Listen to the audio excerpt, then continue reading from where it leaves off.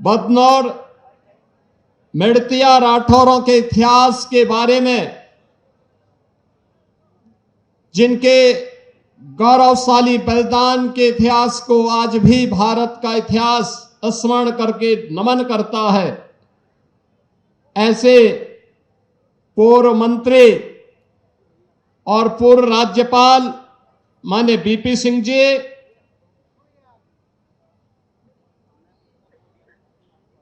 चित्तौड़गढ़ के लोकप्रिय विधायक श्री चंद्रभान सिंह आक्या जी,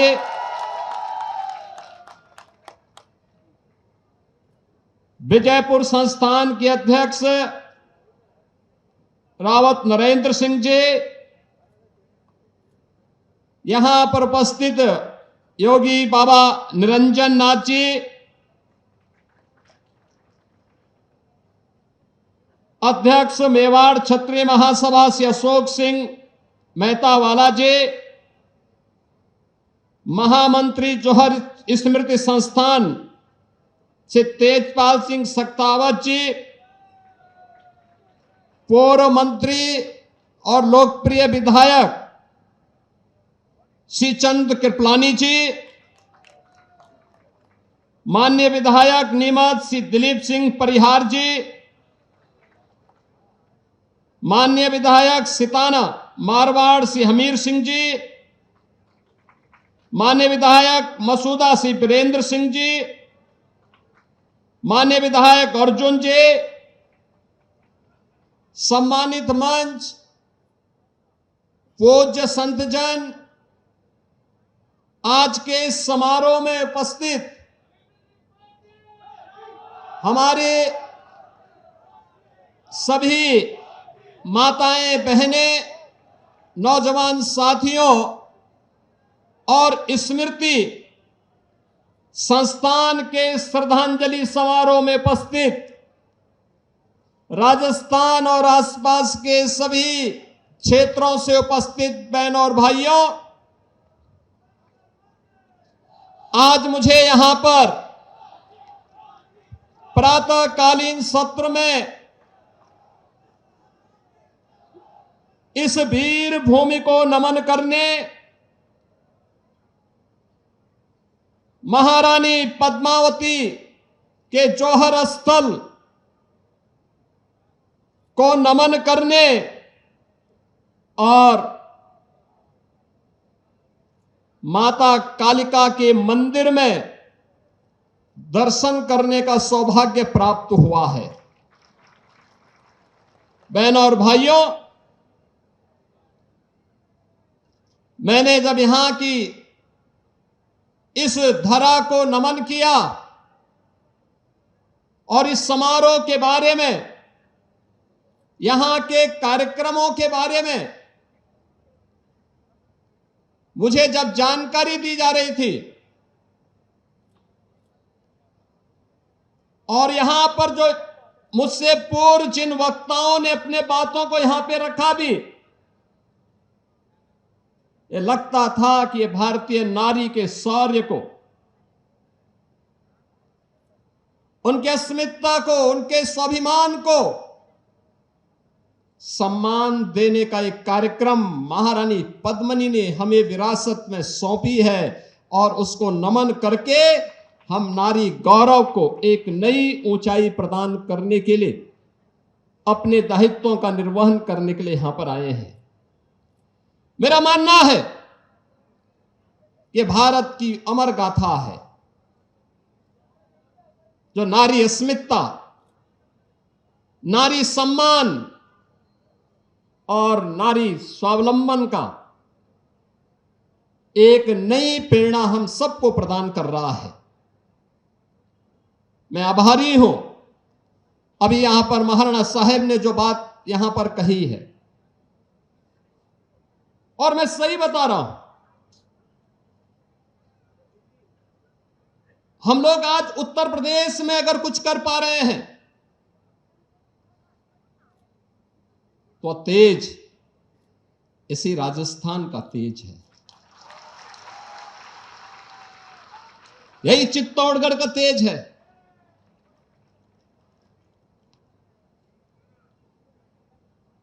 आज उत्तर प्रदेश में जो परिवर्तन दिखता है वह प्रधानमंत्री मोदी जी के मार्गदर्शन में,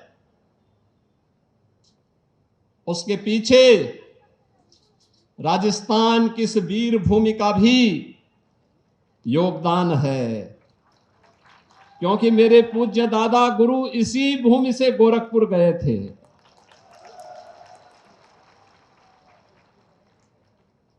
यही वीर भूमि है। और इसीलिए मुझे लगता है जब भी राजस्थान के, चित्तौड़गढ़ के, मेवाड़ के शौर्य और पराक्रम की बात आती है, यहां के वीरों के शौर्य और पराक्रम की बातें सामने आती हैं, जब वीरांगनाओं के जौहर को हम स्मरण करते हैं और मीराबाई की भक्ति की उस धुन से भारत अभिभूत होता है, तो हम सब उससे एक नई प्रेरणा प्राप्त करते हैं। याद करिए, इस वीर भूमि ने भारत को एक पहचान दी है। ये चित्तौड़गढ़ का एक किला, ये दुर्ग केवल पत्थरों से बना हुआ एक दुर्ग नहीं है, ये भारत की अस्मिता का प्रहरी है। भारत की अस्मिता को लगातार एक नई प्रेरणा प्रदान कर रहा है। और इसीलिए जब हम लोग आते हैं यहां पर, हम लोगों को लगता है कि ये प्रहरी भारत की अस्मिता को लगातार एक नई दिशा दे रहा है। और कौन ऐसा भारतीय होगा, कौन ऐसा सच्चा भारतीय होगा जिसके मन में श्रद्धा का ये भाव इस वीर भूमि के प्रति, यहां के राणाओं के बलिदान के प्रति, राष्ट्र के प्रति, उनके शौर्य और पराक्रम के प्रति उनके मन में ना आता हो। हर भारतीय के मन में जब भी भारत संकट में होता है, जब भी भारत का कोई अभिभावक अपने पुत्र को आगे बढ़ने के लिए प्रेरित करता है, आप देखते होंगे हर भारतीय के मन में 3 नाम अक्सर आते हैं। महाराणा प्रताप का नाम आता है, छत्रपति शिवाजी महाराज का नाम आता है, गुरु गोविंद सिंह जी महाराज का स्मरण आता है। इन राष्ट्र नायकों ने अपने लिए नहीं लड़ा था, अपने परिवार के लिए नहीं अपना बलिदान दिया था। इनका संघर्ष देश के लिए था, धर्म के लिए था। इनका संघर्ष सत्ता के लिए नहीं था। ये सत्ता का संघर्ष नहीं था, साम्राज्य का संकट का भी कोई संघर्ष नहीं था। ये धर्म और अस्मिता का संकट था, भारत की अस्मिता का संकट था, भारत की स्वाधीनता का संघर्ष था। और उस संघर्ष के लिए उन्होंने उस हर चुनौती का सामना किया, चट्टान की तरह उसके सामने खड़े हुए और उसका मुकाबला करके उसको नेस्तनाबूद करने का काम भी किया। और यही कारण है कि हर भारतीय गौरव के साथ कहीं भी आप जाएंगे, भारत के अंदर उत्तर, दक्षिण, पूरब, पश्चिम, सर्वत्र महाराणा प्रताप के बारे में हर व्यक्ति के मन में श्रद्धा का भाव है। दुनिया के अंदर आप जाएंगे, दुनिया के अंदर महाराणा प्रताप के बारे में, महाराणा सांगा के बारे में, महारानी पद्मिनी के बारे में, महाराणा कुंभा के बारे में और बप्पा रावल से प्रारंभ हुई इस परंपरा के बारे में हर भारतीय नमन करता है। कोई संदेह नहीं, कोई संदेह कहीं भी नहीं है, क्योंकि राष्ट्र के प्रति जो भी योगदान देगा उसका स्मरण लंबे समय तक होता है। और इसीलिए हम आज इतिहास को स्मरण नहीं कर रहे हैं, बल्कि इतिहास बनाने वाली धरती का साक्षात्कार कर रहे हैं, उसका साक्षात कर रहे हैं। इतिहास कैसे बनता है, ये चित्तौड़गढ़ का दुर्ग उसका प्रतीक है। इतिहास कैसे बनाया जाता है, त्याग और बलिदान की परिपाटी क्या होती है, यह दुर्ग उसका प्रतीक है। आज का ये श्रद्धांजलि समारोह हम सबको इस बात के लिए भी प्रेरित कर रहा है, इस बात के लिए भी प्रेरणा दे रहा है कि आने वाले समय में किसी बेटी और किसी बहन को इस प्रकार के दौर से न गुजरना पड़े, उस प्रकार की स्थितियों का सामना न करना पड़े। और मैं सचमुच जब जौहर की गाथा के बारे में, जिसके बारे में हमारे केंद्रीय मंत्री श्री शेखावत जी यहां पे कह रहे थे 1303, 1535 और 1568 में जो तीन बड़े जौहर यहां पर देखने को मिले हैं, भारत का इतिहास जिन वीरांगनाओं के इस जौहर से भरा पड़ा है। ऐसा नहीं कि यहां का वीर न लड़ रहा हो, वह लड़ रहा था, लेकिन जब महाराणा रत्न सिंह को धोखे के साथ वे वीर गति को प्राप्त हुए अलाउद्दीन खिलजी के धोखे से, क्योंकि शत्रु हमेशा धोखे से ही हमारे वीरों का मुकाबला कर पाया था। आमने सामने की लड़ाई में वे कहीं नहीं टिकते थे, कहीं नहीं टिकते थे। लेकिन धोखे से जब वह महाराणा रत्न सिंह वीर गति को प्राप्त हुए, गोरा और बादल जैसे वीर सेनापति लड़ते हुए वीर गति को प्राप्त हुए, तो महारानी पद्मिनी के नेतृत्व में हजारों वीरांगनाओं ने नारी अस्मिता की रक्षा करने के लिए उस समय जो जौहर व्रत लिया था, वह जौहर उस समय की परिस्थिति थी, उस समय की परिस्थिति थी। नारी गरिमा का, नारी गौरव का एक श्रेष्ठतम उदाहरण था कि किसी भी धर्मी को एक केवल नारी नहीं, भारत माता की धरती पर टिकने नहीं देंगे। और अगर अब भारत माता की धरती पर ऐसा नहीं, याद करिए, ये धरती माता जिसके बारे में कहते हैं जब सीता माता को अंतिम समय में प्रभु श्री राम से मिलन की बात सामने आई, तो धरती माता के सामने माता सीता ने एक ही व्रत लग लिया था। उन्होंने कहा कि अगर मेरा सतीत्व अखंड है तो धरती माता मुझे अब अपने गोदी में समाहित करो।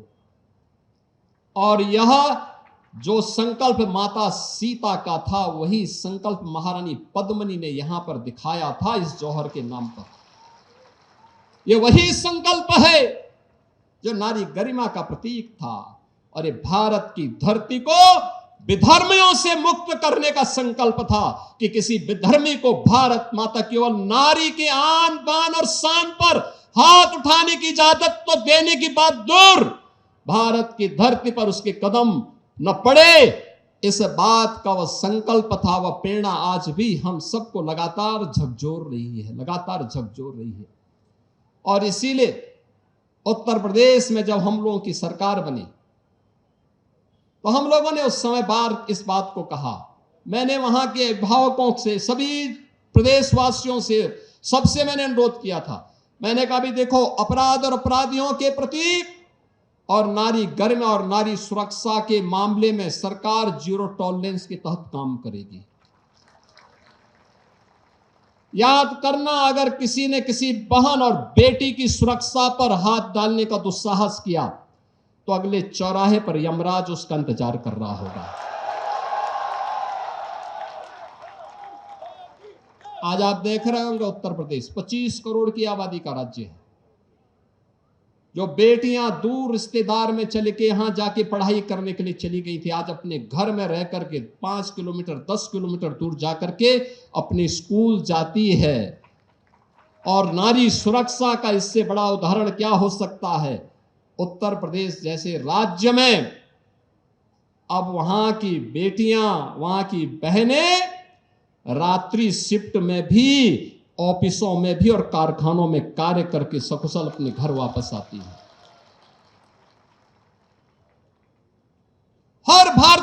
को ये सुरक्षा की गारंटी और सम्मान की गारंटी मिलनी चाहिए, उसको स्वावलंबन की गारंटी मिलनी चाहिए। ये जौहर श्रद्धांजलि समारोह उसका एक प्रतीक है और उसका आह्वान भी कर रहा है। यह हर भारतीय नारी का अधिकार होना चाहिए। बहनों और भाइयों, कौन ऐसा भारतीय होगा? महाराणा सांगा के शरीर पर 80 घाव, ये केवल उनके व्यक्तिगत साम्राज्य लालसा नहीं, ये भारत की अस्मिता को क्षुण्ण बनाए रखने के लिए उस समय उनके द्वारा दिखाए गए शौर्य प्रतीक का प्रमाण है। हमें अपने स्वयं की चिंता नहीं, हमें तो राष्ट्र की अस्मिता की चिंता है। और उस राष्ट्र की अस्मिता को लेकर के घाव पे घाव सहते गए, लेकिन हरगिज उन्होंने विधर्मियों को घुसने नहीं दिया। महाराणा प्रताप हम देख करके रखते हैं, पहला युद्ध अकबर के खिलाफ जब महाराणा प्रताप ने लड़ा था, तब उम्र क्या थी? मात्र 27 वर्ष।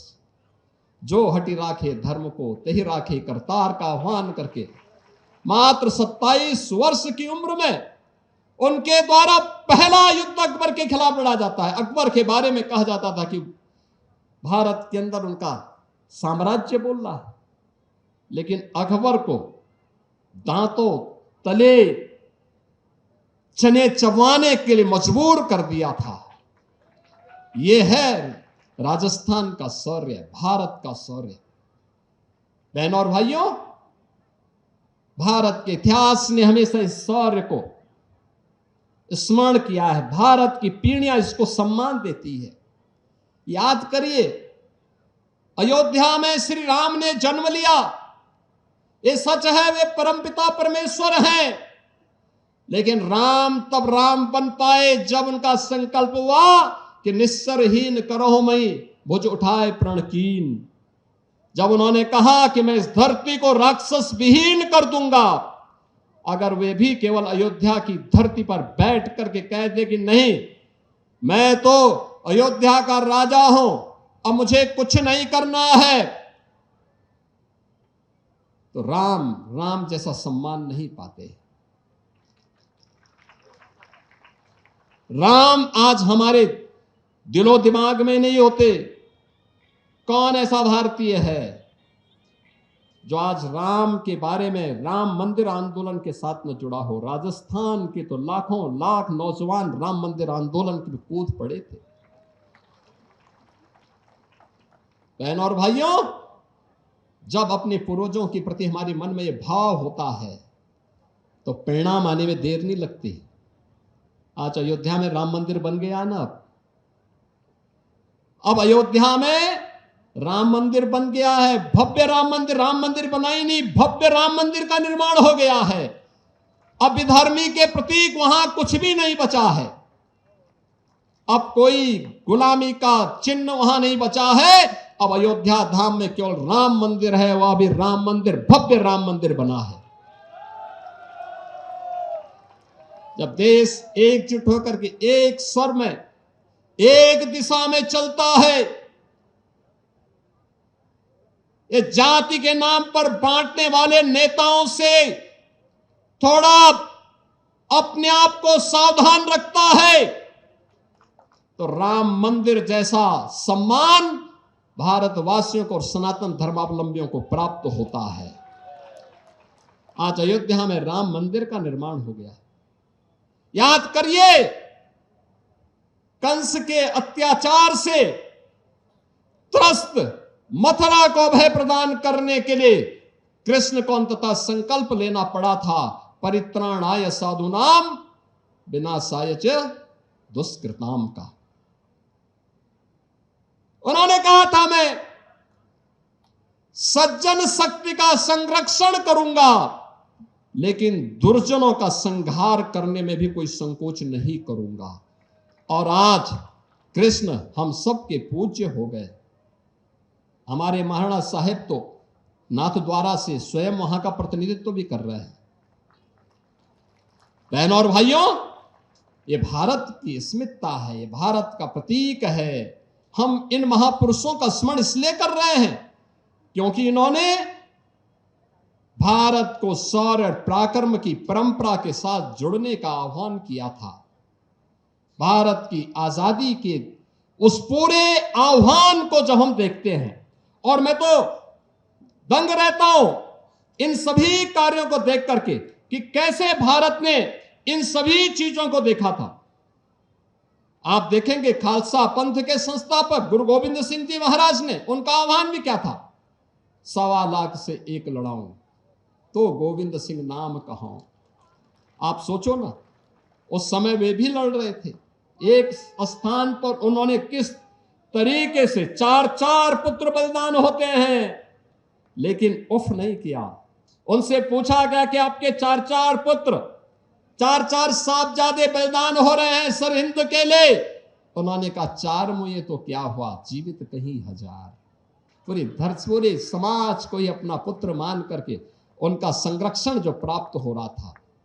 बहनों और भाइयों, यही स्थिति इस देश के अंदर आजादी के आंदोलन के दौरान भी हम देख रहे थे। उत्तर प्रदेश के अंदर जब हम बात करते हैं झांसी की रानी लक्ष्मीबाई का, कौन ऐसा भारतीय होगा जो झांसी की रानी लक्ष्मीबाई का स्मरण करता हो? उनके बारे में कहा जाता है, सिंहासन हिल उठे, राजवंशों ने भ्रिकुटी तानी थी, बूढ़े भारत में आई फिर से नई जवानी थी, खूब लड़ी मर्दानी वो तो झांसी वाली रानी थी। खूब लड़ी मर्दानी वो तो झांसी वाली रानी थी। ये नारी गरिमा है। जब उन्होंने 1857 के प्रथम स्वातंत्र समर में अंग्रेजों के विरुद्ध संगनाद किया था, तब उनकी उम्र मात्र 26 वर्ष की थी। 26 वर्ष की। 27 वर्ष की उम्र में वे बलिदान हो गई थी।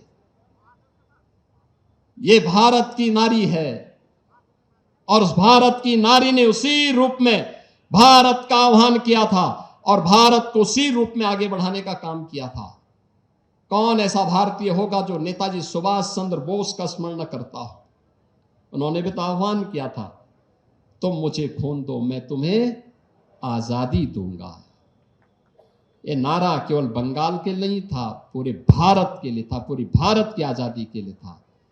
नेताजी सुभाष चंद्र बोस होते तो भारत का विभाजन नहीं होता,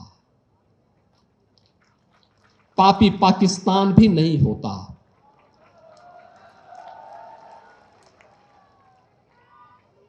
उनका यह आह्वान भारत की अस्मिता के लिए था, भारत की आजादी के लिए था, भारत के नौजवानों के साथ था।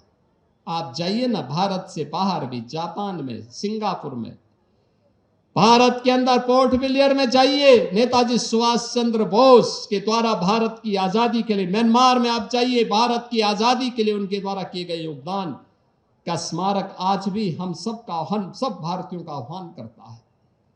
बहनों और भाइयों, उत्तर प्रदेश में देश की आजादी के लिए एक नया आंदोलन हुआ था, काकोरी ट्रेन एक्शन की। पंडित राम प्रसाद बिस्मिल और ठाकुर रोशन सिंह, चंद्रशेखर आजाद, ये सभी क्रांतिकारी अंग्रेजों के द्वारा गिरफ्तार हो गए। इन्होंने अंग्रेजों का जो खजाना लूटा था, जिसे इंग्लैंड ले जाया जा रहा था भारत से वसूली करके, वो मात्र 4600 था, 4600।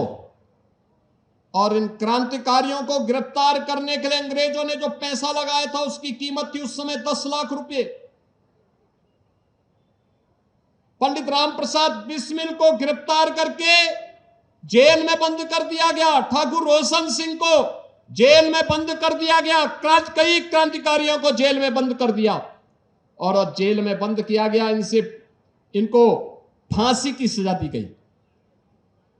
फांसी की सजा देने के जिस दिन फांसी की सजा तय थी, उसके 2 दिन पहले ही उन्हें फंदे पे लटका दिया गया। फंदे पर लटकाने के पहले उनसे पूछा गया, कोई अंतिम इच्छा? उन्होंने कहा, हाँ, एक ही इच्छा है। ये सभी क्रांतिकारी एक साथ बोलते थे। उन्होंने कहा, एक ही इच्छा है। कहा, क्या इच्छा है? उन्होंने कहा, हे, इस भारत वर्ष में 100 बार मेरा जन्म हो और कारण सदा ही मृत्यु का देशोपकारक कर्म हो।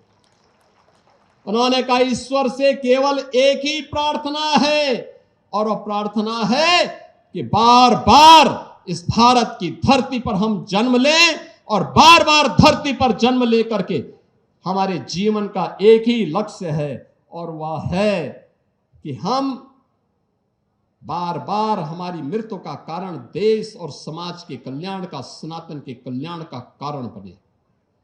बहनों और भाइयों, हम भारत की आजादी के आंदोलन के ही महानायक वीर सावरकर का स्मरण करते हैं। याद करिए, भारत के बाहर रह करके उन्होंने भारत की आजादी के लिए जिस आंदोलन को आगे बढ़ाया था, उम्र 28 वर्ष, सजा दो काला पानी, दो दोहरे काला पानी की, यानी 50 वर्ष की सजा मात्र 28 वर्ष की उम्र में, एक ही जेल में, अंडमान निकोबार की एक ही जेल में पूरा उनके भाई भी बंद हैं, और एक दशक तक वीर सावरकर अपने भाई को नहीं देख पाए थे। अचानक एक दिन मुकाबला हुआ, उन्होंने देखा कि मेरा भाई, उन्होंने समझा मुझे मिलने के लिए आया है। उन्होंने अपने भाई से पूछा कि भाई कब से यहां पे हो, तुम कब आए हो? उन्होंने कहा, मैं तो कई वर्षों से यहां पर इस जेल में बंद हूं। कहा, क्यों? कहा कि देश की आजादी के लिए, जैसे आप इंग्लैंड में और फ्रांस में रह करके लड़ रहे थे, वैसे ही मैं भी भारत की आजादी के लिए महाराष्ट्र के अंदर, भारत के अंदर लड़ रहा था, और मुझे भी यहां सजा हुई है।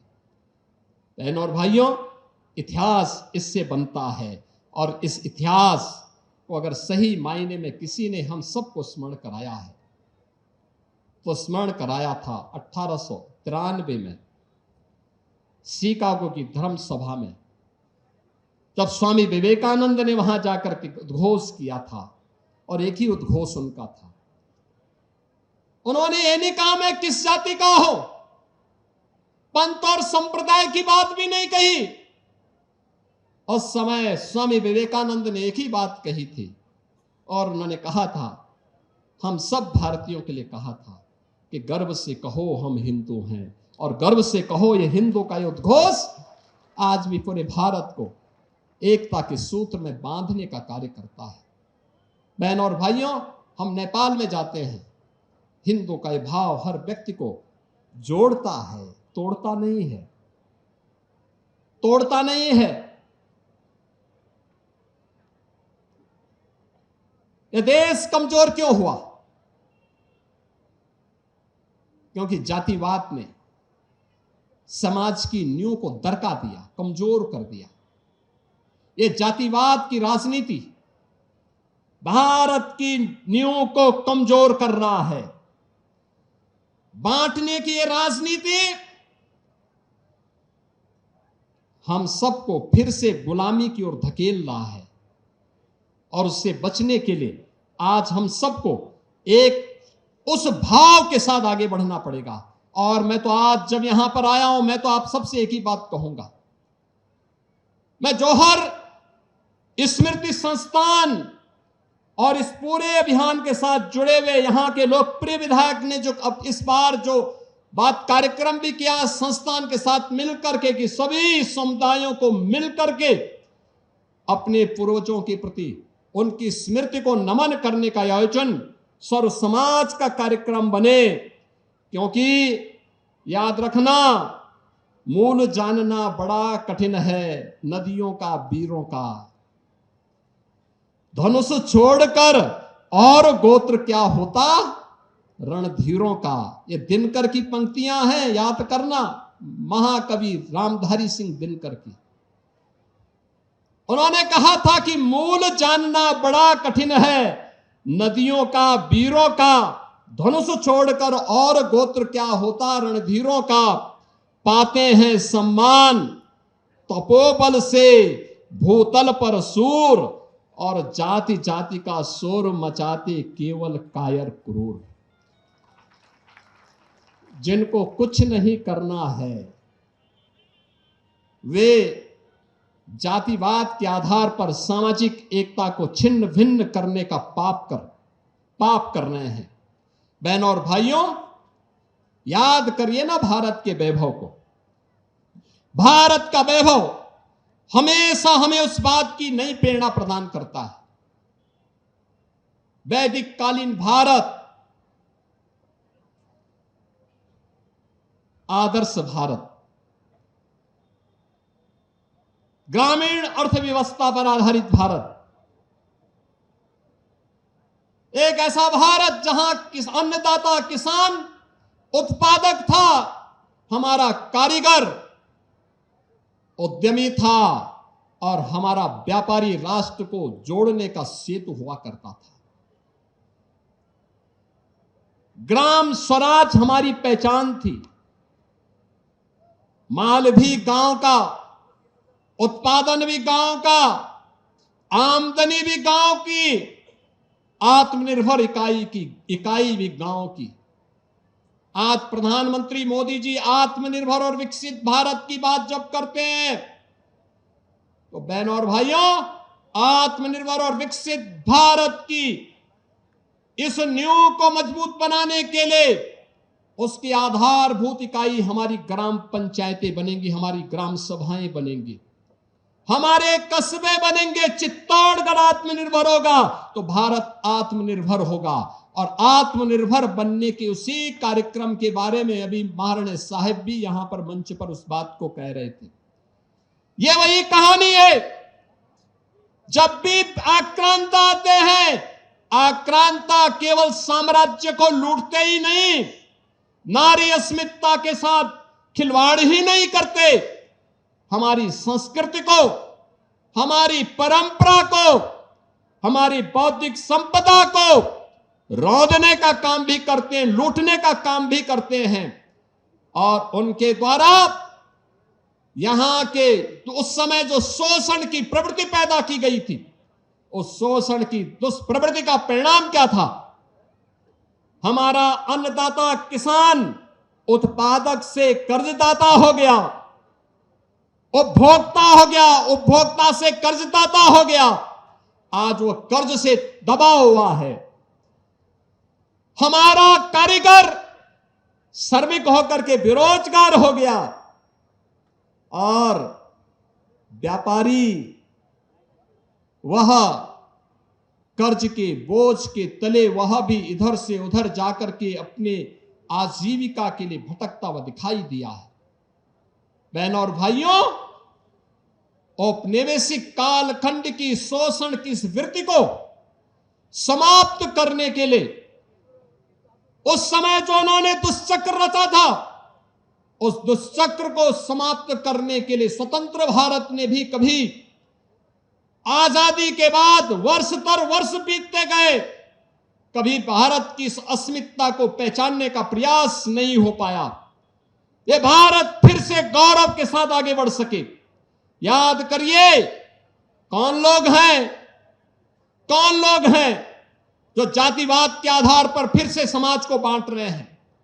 कौन लोग हैं जो अफवाह के आधार पर देश के अंदर विश्वास का संकट खड़ा कर रहे हैं? कौन वे लोग हैं जो लगातार भारत को भारत न बना रहे, इसके लिए तमाम प्रकार से दुष्चक्र कर रहे हैं? और याद करेंगे तो ये वही लोग हैं जिन्होंने कहा था कि राम और कृष्ण तो हुए ही नहीं। ये वही लोग हैं जिन्होंने राम मंदिर के आंदोलन में विरोधी पक्ष के साथ जाकर के मिलकर के राम मंदिर का फैसला न हो, इसके लिए एड़ी चोटी लगाई थी। ये वही लोग हैं जो राम सेतु को तोड़ने के लिए तो उतावले दिखाई देते हैं, लेकिन राम मंदिर के निर्माण का विरोध करते हैं। ये वही लोग हैं जिनके द्वारा लगातार देश के अंदर अविश्वास का वातावरण पैदा करने का प्रयास किया जा रहा है। और इस अविश्वास के परिणाम स्वरूप ये भारत के संवैधानिक संस्थाओं को भी कटघरे में खड़ा करने का प्रयास कर रहे हैं। भारत के संवैधानिक संस्थाओं को खड़ा करने का मतलब भारत को एक बार फिर से कटघरे में खड़ा करके अविश्वसनीय बना देना। इनको देश की चिंता नहीं, इनको स्वयं के अस्तित्व का संकट इनके सामने है, इसलिए ये देश पर प्रश्न लगाने का प्रयास कर रहे हैं। भारत की अस्मिता के साथ अब खिलवाड़ करने पर उतारू हो चुके हैं। और इसीलिए जब आज हम यहां पर आए हैं इस जौहर स्मृति संस्थान के कार्यक्रम में, यह संकल्प का दिवस हम सब के लिए होना चाहिए। और यह संकल्प इस बात का संकल्प बनना चाहिए जो संकल्प सैकड़ों वर्षों से, विगत 1200-1300 वर्षों से इस वीर भूमि ने पूरे भारत भूमि को दिया है। उस संकल्प के साथ जुड़ने का, वीरों और वीरांगनाओं को नमन करने का, उससे एक नई प्रेरणा प्राप्त करने का। मैं जब यहां आया था, मैं देख रहा था चित्तौड़गढ़ के दुर्ग में जाकर के, जौहर भूमि को नमन करके, मां कालिका के मंदिर में दर्शन करके मैं विभूत भी था। भाषा अवरुद्ध थी, भावनाओं से भरी हुई थी और इस बात को लेकर के भरी हुई थी। मुझे उस समय याद आ रही थी उत्तर प्रदेश के एक हिंदी साहित्य के महान साहित्यिक कीर्ति रखने वाले हल्दी घाटी के रचयिता श्याम नारायण पांडे की मुझे पंक्तियां याद आ रही थी। मैं देख रहा था उनकी पंक्तियां हल्दी घाटी में, मुझे बहुत उसके साथ कर रही थी। मैं चित्तौड़गढ़ को जब देख रहा था, इस वीर भूमि को जब मैं देखता हूं और मुझे याद आती है उनकी पंक्तियां कि यह एक लिंग का आसन है, इस पर न किसी का शासन है। याद करिए ना, आज खिलजी वंश को कोई जानने वाला नहीं है। बाबर और औरंगजेब का, अकबर की खानदान का कहीं अता पता नहीं है। याद करिए, खिलजी के नाम पर भारत के अंदर कोई नमूना दिखाई देता है क्या? अकबर या बाबर या औरंगजेब के नाम पर कोई दिखाई देता है क्या? कोई सोहदा दिखाई देता है क्या? कोई नहीं दिखाई देता होगा। लेकिन महाराणा प्रताप की वंशावली, महाराजे साहब की उपस्थिति आज भी सैकड़ों वर्षों के बाद हमारे सामने है। वीरांगना पद्मिनी की वंशावली हमारे सामने है, वीर हमीर की वंशावली हमारे सामने है। और इसीलिए तो हमने कहा कि एक लिंग का आसन है, इस पर न किसी का शासन है। नित सिहक रहा कमलासन है, यह सिंहासन सिंहासन है। यह सम्मानित अधिराजों से, अर्चित राज समाजों से इसके पदरज पोछे जाते, भूपों के सिर के ताजों से। इसकी रक्षा के लिए हुई कुर्बानी पर कुर्बानी है, और राणा तो इसकी रक्षा कर या सिंहासन अभिमानी है। बहनों और भाइयों, आज का ये स्मृति दिवस हमें एक लिंग के शासन के प्रति उस नमन को व्यक्त करने का एक अवसर दे रहा है, जिसको आज जौहर स्मृति संस्थान ने 1982 से लगातार, याद करिए 1303 से लेकर के कई बार जौहर पर जौहर व्रत का यहां पर धारण करने का कार्य यहां की वीर माताओं के द्वारा, वीरांगनाओं के द्वारा लिया जाता रहा। लेकिन आजादी के बाद ये प्रेरणा जिस राजऋषि को प्राप्त हुई, मैं उनकी स्मृतियों को भी नमन करता हूं, जिन्होंने वर्तमान पीढ़ी को इस बात का एहसास कराया कि आने वाली समय में ऐसी स्थिति पैदा मत होने देना कि हमारी बेटी और बहनों को, हमारी माताओं को जौहर व्रत धारण करना पड़े। इस प्रकार की परिस्थितियां न पैदा हो। और इस दृष्टि से आज हम सब यहां पर एकत्र हुए हैं। आज का यह दिवस हम सब के लिए इस बात का उद्घोष करता है कि सनातन की मर्यादा सदैव अमर है और अमर रहेगी। ये सनातन धर्म कभी पददलित नहीं हो सकता। हां, चुनौतियों का मुकाबला कर सकते हैं। हमने अनेक चुनौतियों का मुकाबला किया, हम करेंगे, लेकिन हमारी अमरता पर कोई उंगली नहीं उठा सकता। ये चित्तौड़गढ़ का दुर्ग उस बात का प्रतीक है। मातृशक्ति का साहस अजेय है। आज का उद्घोष इस बात को हमें स्मरण दिला रहा है कि हमारी मातृशक्ति का जो साहस है वह सदैव अजेय था और अजेय बना रहेगा। और स्वाभिमान की ज्वाला जो इस जौहर से 1303 में प्रज्वलित हुई थी, वह शाश्वत है, वह शाश्वत बनी रहेगी। और इन तीनों के लिए हम सबको मिलकर के कार्य करना होगा। इस विश्वास के साथ मैं आज के इस जौहर स्मृति संस्थान के कार्यक्रम के लिए आयोजकों का हृदय से अभिनंदन करता हूं।